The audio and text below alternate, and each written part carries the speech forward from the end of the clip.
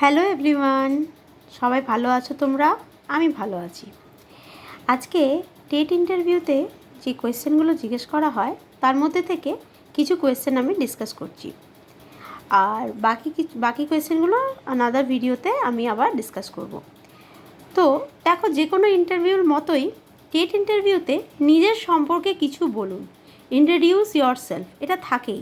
এবার বাংলাতেও জিজ্ঞেস করা হতে পারে, কখনো কখনো কিন্তু কাউকে কাউকে ইংলিশেও জিজ্ঞেস করা হয়েছে। এমনও বলা হয়েছে যে আপনার ফ্যামিলি সম্পর্কে কিছু বলুন।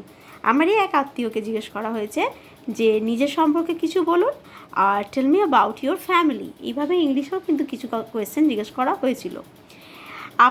তারপরে জিজ্ঞেস করা হয়েছে যে স্বভাবতই একটা কোয়েশ্চেন থেকে টেনে ওরা আলাদা আলাদা কোয়েশ্চেন করতে থাকেন, আলাদা আলাদা কোয়েশ্চেন করতে থাকেন। যেমন নিজের সম্পর্কে কিছু বলুন বললে তোমরা নিশ্চয়ই জেলার কথা বলবে, যে তোমরা কোন জেলা থেকে আসছো। তখনই তোমার জেলা সম্বন্ধে কিছু কিছু কোয়েশ্চেন ওনারা করে থাকেন। যেমন তোমার জেলার বিখ্যাত মানুষ কারা, তোমার জেলার বিখ্যাত স্থান কি, তোমার জেলার ভৌগোলিক অবস্থান, নদ নদী, পাহাড় পর্বত, এগুলো নিয়েও কিন্তু ওনারা জিজ্ঞেস করে থাকেন।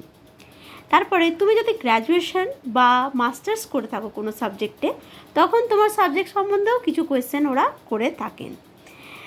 আর তাছাড়া ওনারা বিদ্যালয় সম্পর্কে কিছু প্রশ্ন করে থাকেন, যেগুলো তোমরা ডিএলএডে অলরেডি পড়ে এসছো, সেই ধরনের কিছু প্রশ্ন। আর ক্লাস বা শ্রেণী সম্পর্কিত প্রশ্ন করে থাকেন, যার মধ্যে সিচুয়েশন বেসড কোয়েশ্চেন কিন্তু থাকে। সিচুয়েশন বেসড কোয়েশ্চেন মানে আমি পরে সব কিছুই ডিসকাস করে দিচ্ছি। এছাড়া থাকে বই সম্পর্কিত কিছু প্রশ্ন। বই সম্পর্কিত প্রশ্ন মানে কি? মানে প্রাইমারিতে আমরা প্রি প্রাইমারি থেকে ক্লাস 5 পর্যন্ত যে সমস্ত বই আছে সেই সব বই থেকে কিছু কিছু প্রশ্ন করা হয়।